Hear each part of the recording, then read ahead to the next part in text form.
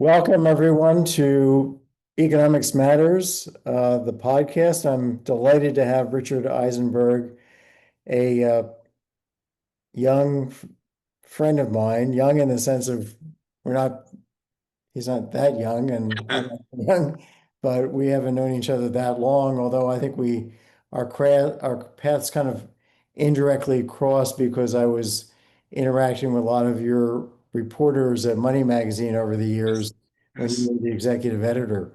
Right. So Richard has a really distinguished career in personal financial journalism, including being executive editor for Money Magazine. He worked with Money Magazine for 19 years, was it? Right. Yes. You got that right? So I'm just going to start in on his uh, wiki, his bio, and then let him fill in his you know, career path. But then we're going to talk primarily today about what the heck is going on with Social Security. This is the title of a recent piece that Richard wrote, and we'll talk about that. But then we're going to talk about more other personal finance issues. Lots of things going on. Many people are losing their health care based on the new beautiful big bill or big beautiful bill. It's very beautiful to lose your health care, apparently. Hmm. That must be a beautiful thing for people to wake up in the morning and find out that they've lost. Uh, it would scare the hell out of me and anybody else with any kind of common sense. Uh, I think it's disgusting to call it that name, but that's what it's being called. But and for the people who voted for it in the Senate and the House to take away health care without providing a replacement for the most vulnerable people in our society, they should be ashamed of themselves, and they should be asking themselves what their parents would think of them for voting for this. But anyway, I won't go on that one. But Richard is a writer, editor, and podcaster specializing in personal finance, older adults, and aging. He supposedly retired in 2022, but it's not clear that he's not. I think he's working harder than ever. He left his job as managing editor and editor of the Money and Work and Purpose channels of Next Avenue. Next Avenue is a PBS site for people 50 and older. Uh, that's public broadcasting system. He was part of Next Avenue's launch team in 2011. So Next Avenue is an important resource for anybody 50 and older, or really anybody at any age who's trying to understand about their personal finances and how to get through the rest of their lives financially. He served previously as executive editor of Money Magazine, as I mentioned, front page finance editor of Yahoo, and special projects director and money editor of Good Housekeeping. These are really important jobs. You don't get these jobs. Lots of people are vying for these jobs. Thousands, tens of thousands of people would give their right arm to get to be the executive editor of Money Magazine, or the front page editor of Yahoo, or work for Good Housekeeping at that level. He currently co-hosts the Friends Talk Money podcast. I've been on that, uh, been delighted to be on that and be invited to be on that for a couple times. That's with Pam and with Kruger, Pam Kruger, Pam Kruger, and Terry Savage. Terry Yep. Savage, and it's a terrific podcast. They focus on the personal finances of people 50 plus. He also teaches a master class on unretirement at NYU. I love that because uh, retirement uh, is not like a end point. It's a beginning point. It's a beginning point for a new career or a new way of living out our best years in a different way than we've done during our working years. He's also author of two books, How to Avoid a Midlife Financial Crisis and The Money Book of Personal Finance. And he has served as director of the NYU Summer Publishing Institute's Digital Media Strategy Program for 3 years. So He's actively working with NYU. He went to Northwestern and he studied journalism there, and he now lives in Westfield, New Jersey, and is currently speaking to us from uh, where is it in Marty. Margate, near Atlantic City in New Jersey, and I grew up in Pennsauken next to Camden.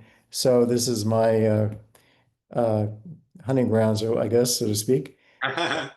So, Richard, tell us about how you went from childhood or to deciding to become a journalist, and then fill us in on the career, and then we're going to talk about Social Security. Well, thank you. It's an honor to be on the podcast. So thank you so much for inviting me today. Yeah, I have been interested in journalism for as long as I can remember, and I was the editor in chief of my high school newspaper back in West Orange, New Jersey, quite a number of years ago. And so when I was looking into colleges, I decided I wanted to go to a college with a very good journalism program, but I also wanted to get a good liberal arts education. So I was lucky enough to get into Northwestern and study journalism there, political science and history. And then when I graduated, I was lucky to get a job as a fact checker at Money Magazine in New York City. And that was the place where I learned a lot about personal finances. And as you mentioned, I was there for about 19 years, but I did many different things. I was a writer and editor. I was the Washington correspondent for 5 years, and then ultimately the executive editor. And then at one point there was a regime change, and when that happens in magazines, as it happens in many industries, they get rid of anybody who's in charge and they bring in their own team. And so that's what happened to me. And I then went to Good Housekeeping, where I was there for about 10 years and really loved that, doing lots of interesting things, money editing, but also TV producing and writing a newspaper column and running up the books program, things like that. Then I was doing some freelancing. Then I got a great job at Yahoo, where I was the front page finance editor. And after I was doing that for a little over a year, I heard about this new idea for a website for people over 50. At that point, it was just for baby boomers. Now, people over 50 includes Gen X. But at that point, they said, PBS said, we want to do a website for baby boomers, and it's going to be called Next Avenue. And so I joined in as the money and work editor. And it's been going strong ever since. And it's a website that it's a free website, publishes new articles every day about not just money and work, but also health, caregiving, lifestyle, everything about navigating life after 50. And I loved being there. I loved what we did for the 10 years I was there. But when I turned 65, and I was marking my 10-year anniversary, I just felt it was time to step away and start with what I now call, as you mentioned, my unretirement. And by that, I mean it's an opportunity to not work full time for any one place, but to work part time as a freelancer for a number of places, Next Avenue being one of them, MarketWatch being one of them, Fortune.com, AARP, but also have some time to mentor, to volunteer, to travel and spend time with my family. So that's where I am now. And the podcasting is something I've started doing a few years ago with Pam and Terry. And I love doing that. We get together every couple of weeks and record a new episode. And I hope we're going to keep doing that for a long time. So tell everybody how you got to Next Avenue and how you got to your Friends Talk Money podcast. Is that posted right there on Next Avenue? Yeah, well, so Next Avenue, it's easy. You just go to nextavenue.org when you do a search and you'll find it easily enough. It's its own standalone website. For the Friends Talk Money podcast, the best way to find that is go to any place where you get your podcasts and just type in Friends Talk Money and you should be able to find it. And we've got all of our episodes since we've started doing it for years and some descriptions about each one. So I hope you can find what you're looking for So you're there. doing like one a week, is that it? What we usually do is we get together I'd say every 2 weeks and we record two episodes and then we release them roughly once a week or so. Yeah, Okay. So, and this has been going on for about 6 years or so. Yeah. 6 years. So you have like 2,000 episodes. Yeah, quite a number of them. Yeah, quite a bit. So cool. And I've only been on twice, so I think you need to up my game here. We will work on that. Okay. The but it's been a lot of fun. These are really fun, great people to talk to because you've got three outstanding personal finance journalists with a wealth of history. Terry Savage is my co-author, and she's just a spark plug.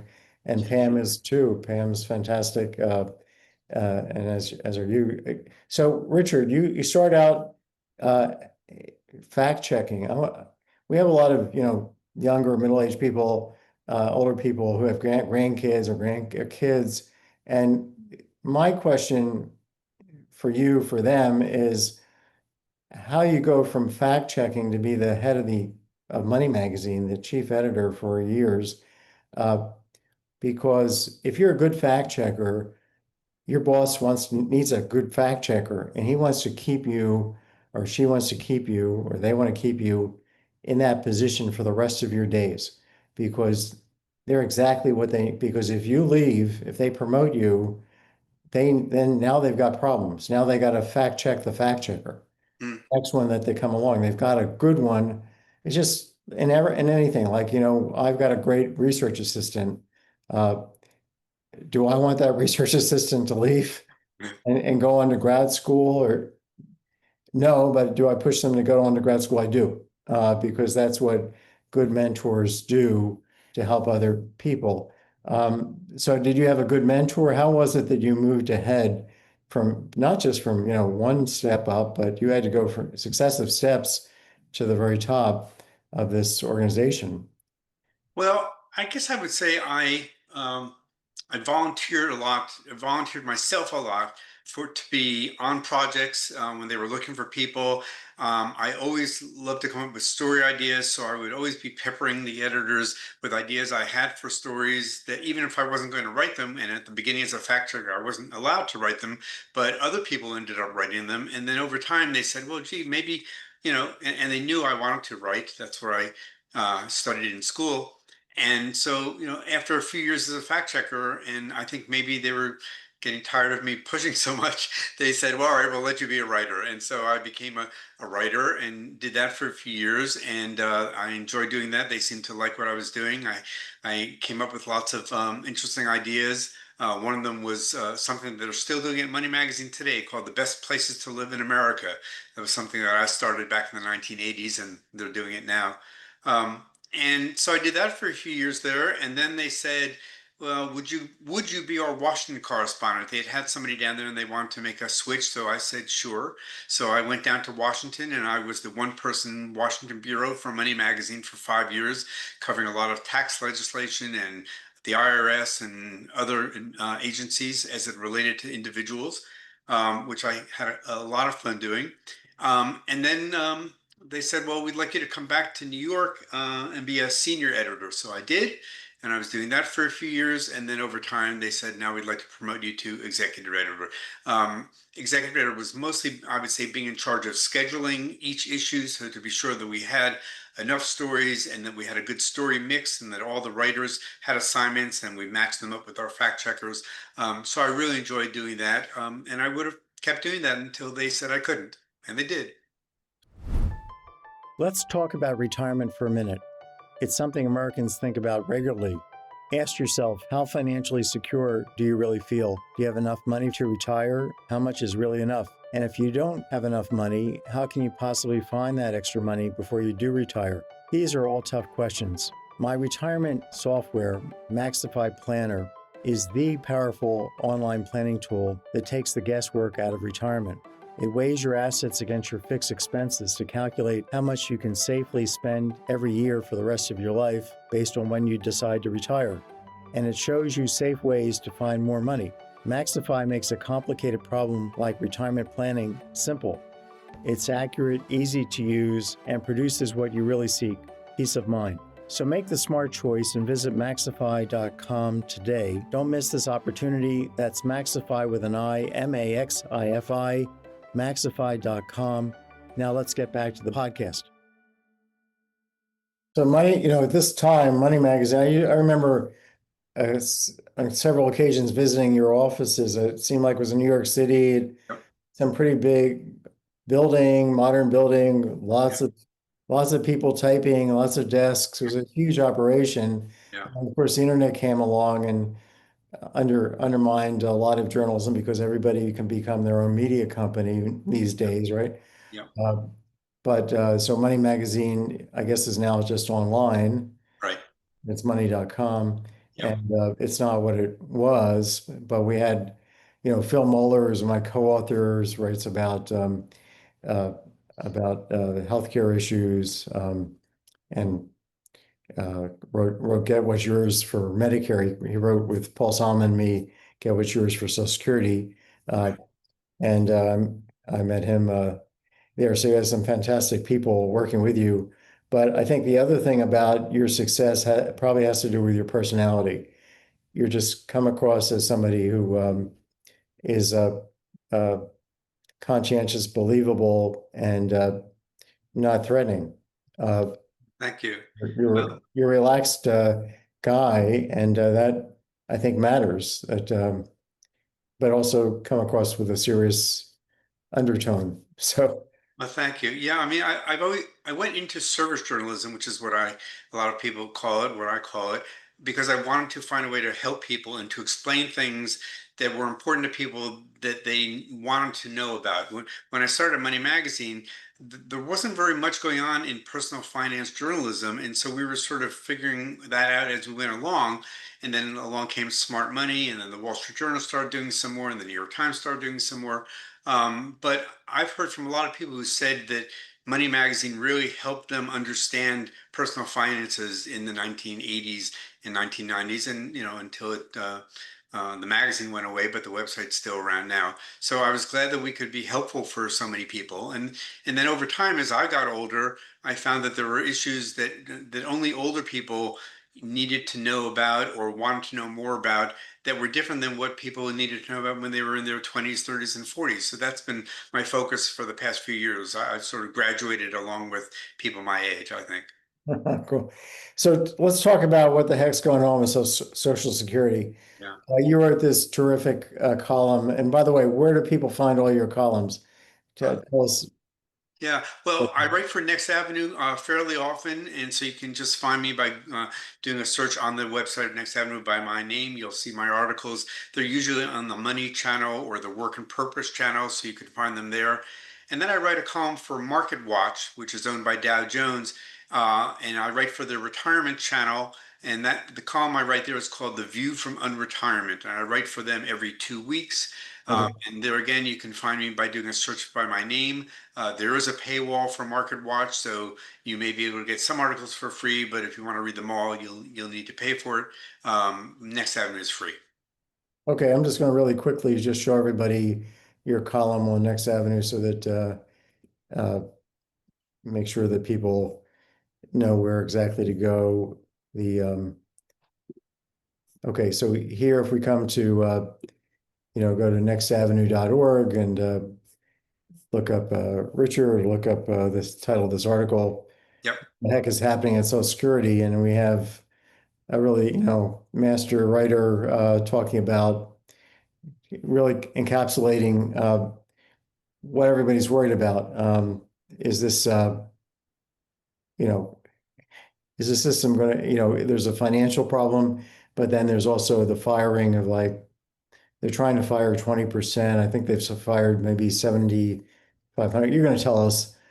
So what's going to happen to services? Are you going to be able to actually get your Social Security when it comes time to try and collect it? I'll just kind of scroll through the article here, how to respond to just, practically speaking, making sure that you get what's yours from Social Security, office closures. Anyway, let's go through the whole thing and go back to just talking directly. Yeah. Sure. So, Yeah, well, I wanted to write this article because I know that a lot of Americans have been hearing a lot about customer service problems at the Social Security Administration, as well as the issues dealing with solvency of Social Security itself. And things have been changing so much, particularly with Doge in the Trump administration, trying to do some things and then having to reverse course on some things. I feel like there was some confusion out there about what's really going on. There have also been a lot of scare tactic stories that made things sound, I thought, worse than they were. They were pretty bad, but maybe not as bad as people might think they were. So what I want to do is kind of sort through the realities and say, okay, this is what's really happening. This is what's been proposed. This is what they've walked back. And then at the end, what can you do if you want to get the best customer service from Social Security today, which is different than what you might have done 1 or 2 years ago. And to your point, the administration has said they want to cut 7,000 people who work at Social Security. That would be about 12% of the staff. That would take it down to 50,000 people. And I can't tell you what the right number of people is at Social Security. All I can say is that when they lose this many people, it means losing a lot of people who have been in some capacity helping people with Social Security. Not all of them had frontline jobs where they interacted with the public, but a lot of them did. What a lot of these people who are losing their jobs did have, though, was institutional knowledge and expertise. And as you know better than anyone, Social Security is remarkably complex. And so to have people lose those jobs and then have people take those jobs who don't have that kind of expertise and then expect them to be able to come up with the right answers when people ask questions, I think is a little dangerous. And I know you're not a big fan of asking Social Security any questions, but I feel like these days, it may be a little harder to get the right answer than it was a couple of years ago when there were more people with more expertise there.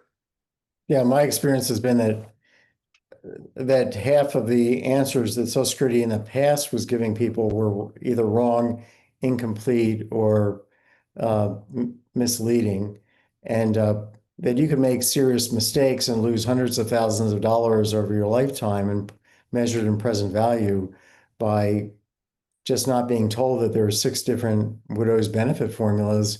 You're a widow, and that waiting to full retirement age, in your particular case, given when your spouse passed and whether that spouse was taking their full retirement benefit before they did pass, uh, can mean that waiting till full retirement age is not, which is says to do on the website to get the highest benefit, is actually waiting 2 years too long. It's giving up maybe 40,000 bucks for nothing because you were misled because it's much more complicated.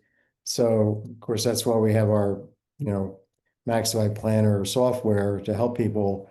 So my personal view, is to figure out what to do before you go ask them anything, or let's say request any benefit, to know what you want and not ask them questions. But then there's also the processing of your request. What's happening there? We have fewer people who really know the details of the 22,000 pages. And I'm not joking here. This is Social Security's calculation, 22,000 pages of rules about roughly 15 benefits. Mhm. Uh, can you imagine that? This is the most complicated Byzantine system ever, I think, developed by man. I don't think the Russians could come up with anything like this. I don't think they have the patience or time for coming up with 22,000. If you print out the program operating manual system that's online at, just Google Palms and so SSA, Social Security Administration, you'll come up with this thing where there's rule, and then you click on it, then there's sub rules, and you click on those, and you click on those, you get sub rules. The whole thing printed out is 22,000 pages according to Social Security. Uh, and very few people know about the six widow's benefit formulas, for example. So what about actually getting your benefit once you figure out what you should be getting? Hopefully not from Social Security. Well, part of it, I think it helps to put this in context. So there's another writer who does some excellent work writing about Social Security and aging and retirement, named Mark Miller. And he had some numbers that I included in my article because I just thought they were really important to know. Social Security's customer service budget has gone down by 19% from 2010 to 2024. The staffing there has gone down 11% even before the Trump administration cuts, but the number of people receiving benefits has gone up 25%. So there's a real mismatch between the need for help and the amount of money and people there who are able to give that help. What I found when I was doing my research was, if you go to the Social Security website, there's a fair amount of information there that sort of explains like here's how things work. Not like here's what you should do, but these are the rules. And if you were to set up your My Social Security account, which most everybody should do, then you can get things like your earnings record that Social Security has and what your benefits would be if you claim them at certain ages. So you can get information that can help you make a decision.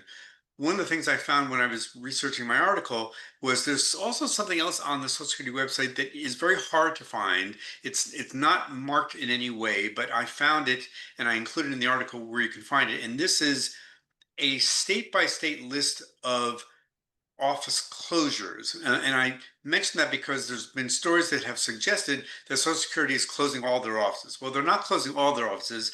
They're not even closing many of their offices. They have and are closing some of their offices. And what they're also doing is consolidating some offices. But what this list has, and you'll find it if you go to my article, is, in this state, this particular office is closed this day or these days or permanently. And so you can really know before you decide, I want to go to my local office, is it open? Is it closed? What should I know about that? And then as I mentioned, I go through the steps in the article on the best ways to get customer service now. And I feel like there's really a 3-step process. Can I go through what those would be?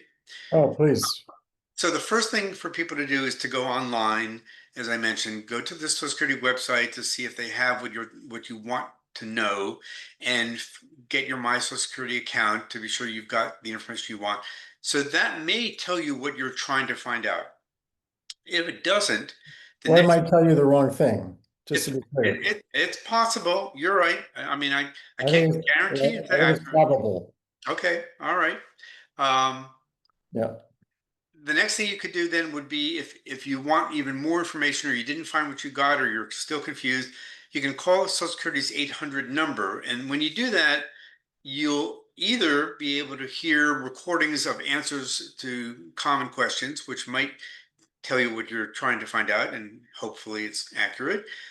Or what you can do is through that number is how you make an appointment at your local office. Now, Social Security never gives out the phone numbers of their local offices, so you can't go to do a search to try to find that number and call them. They won't let you do that.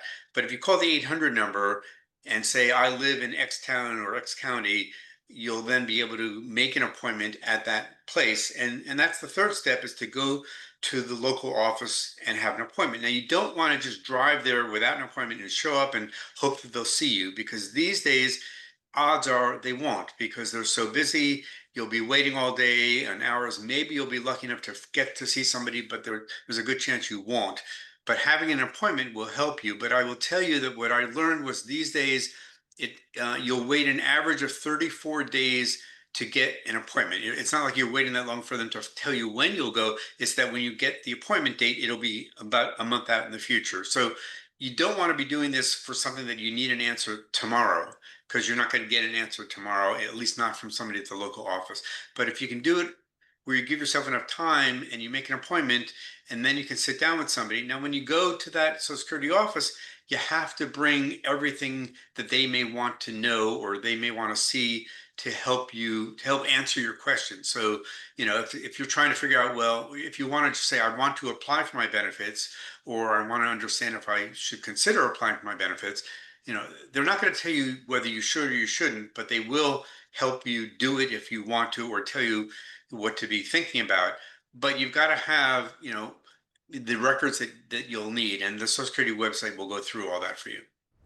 Want more money, less risk, and a better life? Buy Money Magic, a new book by Lawrence Kotlikoff, Boston University economist, personal finance expert, and best-selling author. Whether it's education, career, marriage, housing, investing, retirement, Social Security, IRA, or 401k decisions, Money Magic delivers scores of secrets to raise your living standard. Financial journalist Jane Bryant Quinn says Money Magic is a must-read. Nobel laureate George Akerlof says Money Magic is quite probably the best financial advice book ever written. Financial guru John Malden says you'll love this amazing book. It's full of wit, wisdom, and startling paths to a better financial life. And columnist Scott Burns calls Money Magic a funny, brilliant read, offering wildly powerful, unconventional choices that can literally change your life. Get Lawrence Kotlikoff's Money Magic today at Amazon, Barnes & Noble, and independent booksellers. So I'm a widower, and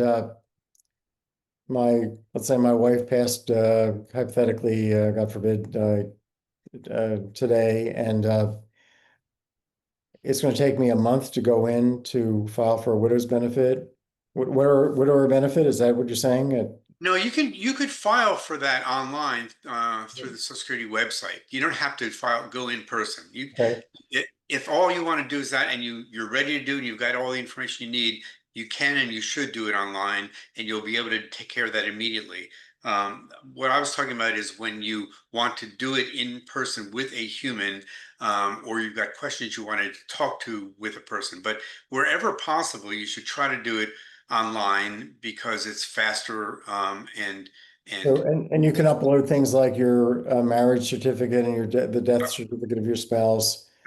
And I think it's very important for people to realize that in the remarks section, you have an usually in these forms online, there's a remarks section where you can enter, I want to file for this benefit, but I don't want to file for that. I'm going to wait till this date, and then make sure you have print out a copy of it, because they can file you for two things at once to no advantage to you, and then that can cost you $300,000 instantly, just like that. yeah, you have to be explicit and careful. But I had a case just recently myself. I'm on Social Security, even though I know you say I shouldn't be, but I am. And but I realized that I hadn't been having any taxes withheld from Social Security. I've been paying my taxes on Social Security, but I haven't had any withheld.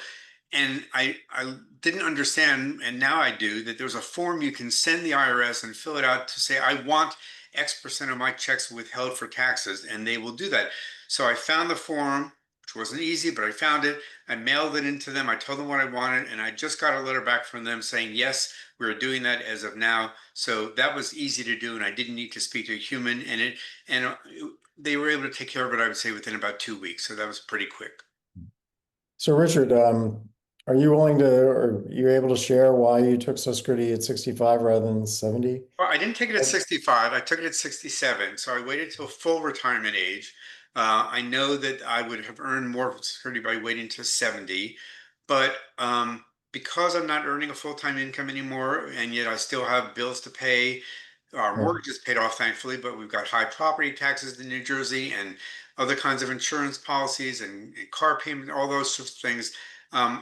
I just felt like I would be able to sleep better at night knowing that I was getting a certain amount of money guaranteed in my bank account every month, even if it was a little less than what I would get if I waited. So that's why I made that decision. Cash flow issues, yeah. Yeah. Right. Did you think about tapping maybe an IRA or a? I'm trying to not tap any of my retirement money for as long as I can avoid doing that. So I could have, but I didn't want to do that. I'd rather have that money grow. Okay. You and I might do a little financial planning exercise together. All right. When did you do this? Are you in a? I'm 68. I'll turn 69 in late July. So I did this about 2 years ago when I turned 67. You can still suspend your benefit and then delay it until 70 and get like a 16% higher number starting But at then I 70. won't be having income every month, which is what I was looking for. Yeah. Okay, but that leads me back to whether it might actually be tax efficient to take your retirement account withdrawals earlier, because if you clump them all together. But let's talk about. I think you had three things you wanted to talk about with respect to Social Security. Do you have some more things about Social Security you want to tell people about? Well, I guess I would say, don't be so afraid. Well, let's talk a little bit about Social Security solvency. Maybe that's something we should Yeah, talk about. sure. We've talked a lot about customer service. So I think you know more about Social Security solvency than anybody, so I'm not telling you anything you don't know. But your audience may not understand that the trustees of Social Security just came out with their annual report where they project out what they think the future holds for the trust funds of Social Security. And every year they come out with a date that says, at this date, if nothing changes, Social Security will no longer be able to pay 100% of its retirement benefits. And in the new report, it said at 2034, that at that point they would be paying, Social Security would pay out 81% of benefits. Now, I want people to understand that this is a projection and it changes every year. And what they don't know, because nobody knows, is what's the economy going to be doing between now and then, and how many people are going to be, earning money to put money into Social Security, and how many people are going to be taking money out. So, all we can know is that's their estimate. And I would also say that what everybody tells me that I interview for about Social Security, and also based on precedents when the Social Security retirement age changed and the trust funds were helped back in the 1980s when Reagan was president, was that if and when Congress and the president ever get around to addressing Social Security solvency, they will most likely not be doing it in a way that's going to be harmful to people currently on Social Security. So the people who are most likely to see changes in things like possibly the retirement age, possibly how much benefits are taxed or what the cap on payroll taxes are, all that, that's probably going to be people who are in their 50s and younger. And so I would say it's Gen X, Millennial, Gen Z who have the most to be concerned about. I do think everybody is going to get Social Security. I don't know that everybody's going to get exactly as much as they think they're going to get as of today's benefits. So I'd love to hear your thoughts. Well, if I let me just share my screen again and pull up the Social Security trustees report, the most critical table that they buried uh, purposefully way back in the appendix. It's table 6F1, Romans 6F1 right here. And you can see that our official debt in the hands of the public is around $30 trillion or so, maybe 28 trillion. The Social Security's equivalent debt, this is actually net of the future. This is the obligation to pay benefits into the future, present valued, but also the trustees, the actuaries are subtracting the projected future tax revenues, and they're also subtracting the 2 trillion or so remaining trust fund. And we're short the Social Security red ink that you see here, we're short $73 trillion. So that's more than twice the official debt that Congress is expanding as we speak through the big beautiful bill. And what the trustees are showing here, but they're hiding because they don't want to talk, and they don't talk about this at all in their overview. So deep inside this document, almost off the back of the book, because they want to hide it, is the fact that in order to pay for benefits through time, all the benefits, you need to raise the payroll tax, the employer plus employee payroll tax, which is yet another deceit because we employees are paying the employee share as well as the employer share. We're paying the same full 12.4% of our earnings in the FICA tax to Uncle Sam. It's not like our boss is paying taxes on our behalf out of the goodness of their heart. They're taking it out of us in the form of paying us less because they have to pay 6.2% of our pay to Uncle Sam every week, in addition to their share, which is 6.2. So we're paying the full 12.4. And it's if we want to balance Social Security's finances and not have to cut benefits, we need to raise that payroll tax rate immediately and permanently. I'll say it again, immediately and permanently, from 12.4% to 17.6%. That's the tax rate that we need So everybody's pay has to drop 5%, 5.2% starting tomorrow to keep Social Security running. Well, That but doesn't that presume that there's no other way to address this? I mean, it seems to me there are lots of other things they could be doing in addition to raising the payroll tax. It's not like that's their only lever. well, they absolutely, and they could have a benefit cut, which would be uh, a permanent benefit cut starting immediately of 30%. They're talking about, They could raise the payroll cap, the cap on how much income is taxed for Social Security, which a lot of people think could be higher than it is, and that would bring in extra revenue. They could. yeah, that's another important thing. Absolutely, I agree with that. Right now, about 80% or 81% of the total wage base is covered by Social Security. Yep. It used to be 90% going back to 1980. Mhm. So that just raising that from 81 to 90 could produce a lot more revenue for the system and be equitable, because why are rich people earning above like 180,000 bucks, uh, and there's a much bigger share, wage inequality is expanded, as you know, and so that's low hanging fruit to get that 5.2 number down, maybe down to like 3.8 or something. So that's the first thing I would do if I was maintaining the system. I would actually retire the system and set up a new modern Social Security system, and pay off what we owe to the existing beneficiaries, and produce something that's what I call a personal security system that uh, does not involve any participation by Wall Street, but has everybody automatically invested in like a sovereign index fund, collectively getting the same rate of return. That's my view for how to fix it. But the main thing is that we have the system where Congress is not addressing it, and everybody's facing a 23% benefit cut starting in 2023, in 2033. And you and I don't think that's going to happen that way, but a lot of people do, and a lot of people are rushing to take their benefit early. Right. I'm talking That's about true.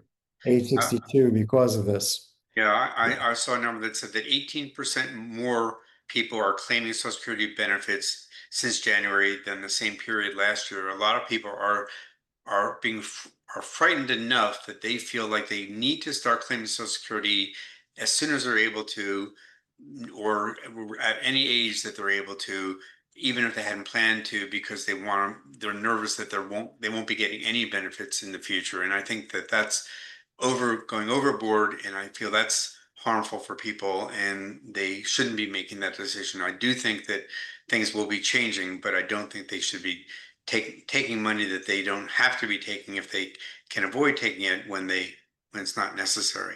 Um, No, I agree with that. I think one thing that people should bear in mind is that more than half, or at least half of the members of Congress are over 60. yeah. Most of these people are going to be waiting to full retirement age or later to collect. So if they get to 2033, these members of Congress, and they say, well, gee, we're going to have to cut benefit, in worst case scenario, we're going to have to cut benefits 23% starting today.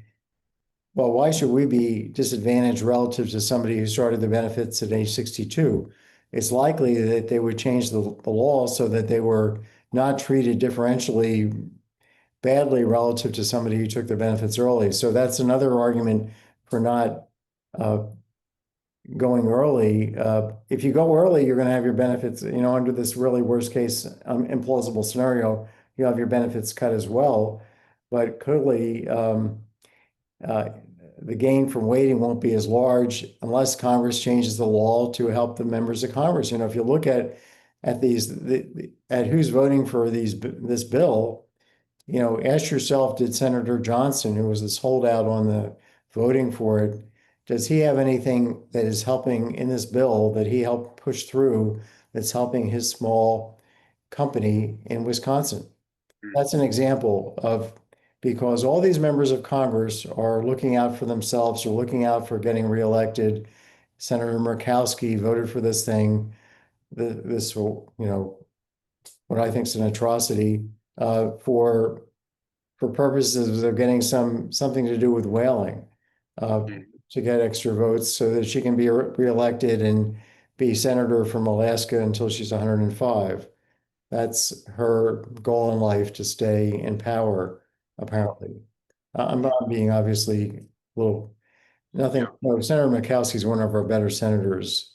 I don't want to be particularly, you know, dumping on her, but I'm just upset about the whole bill. But tell me what you think about the whole bill, and what do you think about what people should do in light of it, and how you see kind of people's personal finances in general these days, given where the market is, where inflation index bonds are.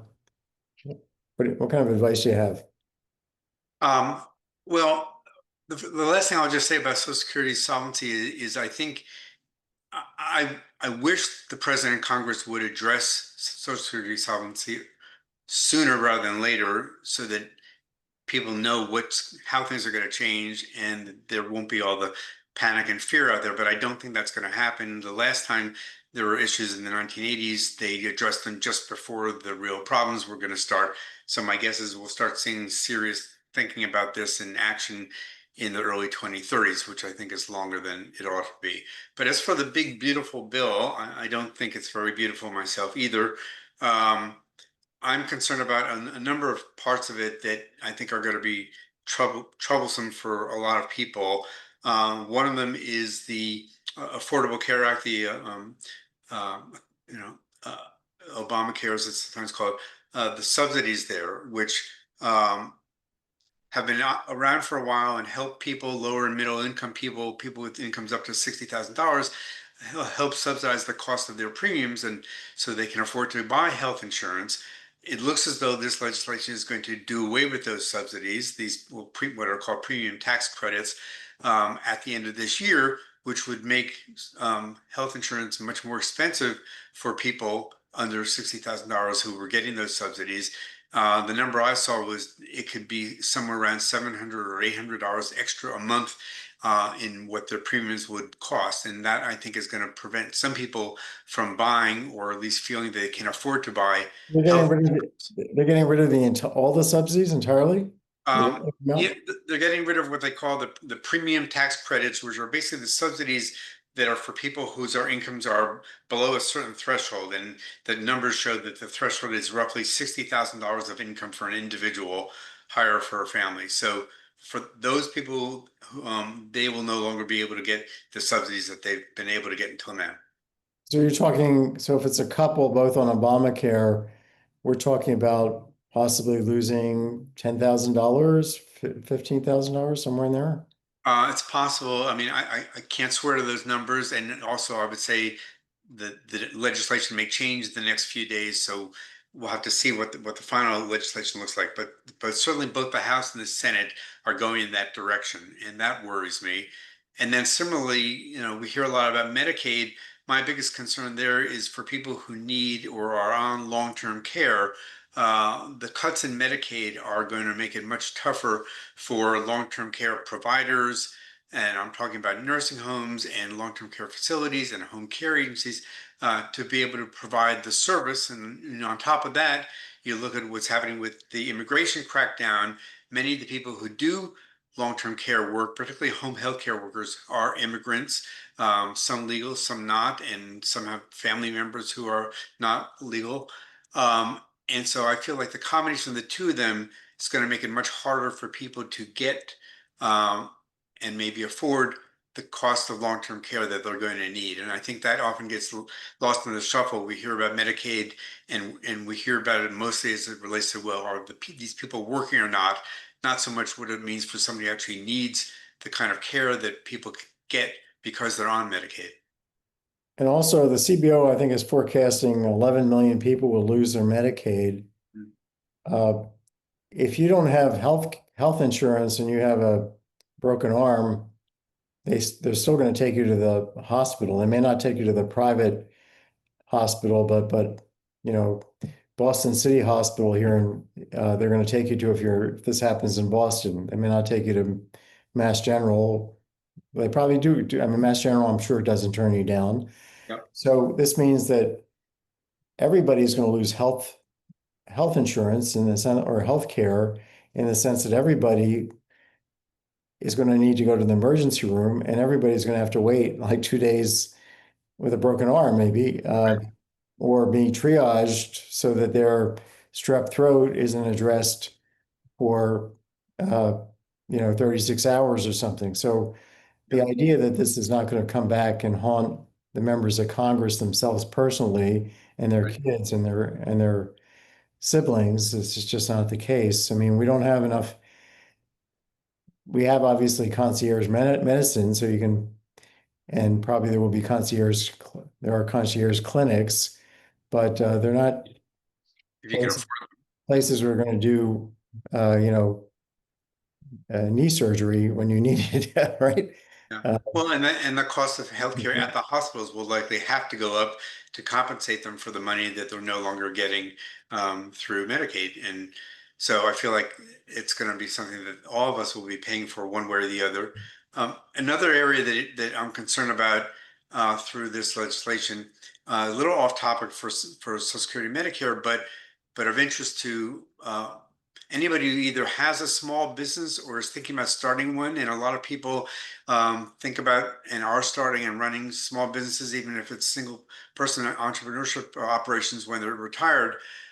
Um, the legislation and Congress are doing lots of things to shrink the kind of support that, and help that people can get from not only the Small Business Administration, but also other agencies. So, for example, the SBA has a program that they have in partnership called SCORE, which offers free mentoring to people who want to start a small business or run a small business. It's been a terrific program for many years. The Trump administration is asking Congress to get rid of it altogether, and there's a good chance that it would lose, if not all, then much of its federal funding. I think that's a problem. The administration has already said that they're trying to get rid of the Minority Business Development Agency that's part of the Department of Commerce, which has been very helpful for minorities who start and run businesses. And the SBA also wants to get rid of its women's business centers, which have been very helpful to women business entrepreneurs and women wanting to start business. So I've got a piece that I've written that's going to go live on next MarketWatch momentarily, all about all the things that are happening that could affect small business owners, too, particularly people later in life who want to start small businesses to bring in an extra income in retirement, or just as a career pivot. Let's talk about retirement for a minute. It's something Americans think about regularly. Ask yourself, how financially secure do you really feel? Do you have enough money to retire? How much is really enough? And if you don't have enough money, how can you possibly find that extra money before you do retire? These are all tough questions. My retirement software, Maxify Planner, is the powerful online planning tool that takes the guesswork out of retirement. It weighs your assets against your fixed expenses to calculate how much you can safely spend every year for the rest of your life based on when you decide to retire. And it shows you safe ways to find more money. Maxify makes a complicated problem like retirement planning simple. It's accurate, easy to use, and produces what you really seek, peace of mind. So make the smart choice and visit Maxify.com today. Don't miss this opportunity. That's Maxify with an I, M-A-X-I-F-I, Maxify.com. Now let's get back to the podcast. So, this is, you think this is at all understood by the president, or do you think he's just put people in charge who just hate the government? They've got theirs. Everybody else should make money on their own. I remember giving a talk about, I guess it was Medicare, to some people at the club, which is the Brookline Country Club, the original first country club. So a lot of these wealthy older white guys at this club, and I was talking about, this was before Obamacare was passed or right after it had been passed, and I started talking about the need for universal health insurance and how we could get there in a competitive way and be like a European country and have higher quality care, much higher, dramatically higher. We're ranked 21st. Sweden is fourth. They spend 11% of GDP. We're spending 18% of GDP. Right there is our solution, our salvation to our fiscal problem, our fiscal insolvency, which is actually worse than Italy. I'm actually doing a study right now with the Bank of Italy that shows it's going to come out in a month. It's going to show we're in worse shape. Um, the So two guys got up and started literally screaming at me. This is the Brookline Club. Everybody's got a coat and tie. We're there having dinner. I'm the dinner speaker. These guys start one after the next start screaming. They each had questions. I said, I'll take the questions and I'll answer the questions. And they're screaming at the top of their lungs. And these are guys in coat and tie. They're really incensed. And so I asked them, Thought you were a communist, I guess, right? but yeah, I asked them, after I took back over, I tried to calm them down. I said, well, what do you guys do? What's your profession? I'm a doctor. The other guy's a doctor. Both, Mhm. okay. Both conservative, right of center doctors. Yeah. And they're screaming, I don't think we should be handing out healthcare to people, other people. They should figure it out on their own. This was their attitude. And I said, it occurred to me, I said, well, do you know anybody without health insurance? And both of them, I pushed both of them. Do you have any kids without health? No. What about any brother, sister-in-law, nephew, niece? Finally came up with somebody. Do they need health care? Yes. Is it a problem? Yes. And then they quietly sat down, both of them. And I remember going to a conference. I'll say this last thing, we'll bring this to an end, but because it's so poignant.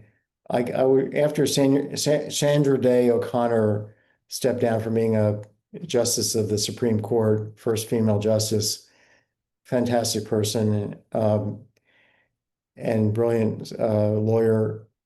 So she was on a panel with me. We were talking about social insurance, and she spoke about health insurance and how this was before Obamacare was passed, and how terrible it was that our country, as rich as we were, we're not providing basic health insurance to everybody in the country. And coming from Sandra Day O'Connor, a conservative Republican, uh, justice of the Supreme Court, I was quite taken aback. So during the coffee break, I went up to her. I never met her, and said hello. And I asked her, do you have somebody in your family who doesn't have health insurance? Because I thought this must be coming from some very personal place. She was so exercised about this. And it turned out her son had a child with some major health problem. He could not get insurance for himself or the child because of the pre-existing condition of his child. And and that meant that Sandra Day O'Connor was not insured. I said, this means you're not insured.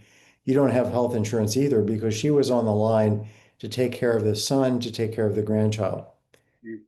And so I think it's important for us to know that all of our relatives, everybody to realize that all of our relatives and friends who don't have, going to get thrown off of Medicaid, they're going to, it's not they alone who are going to be uninsured.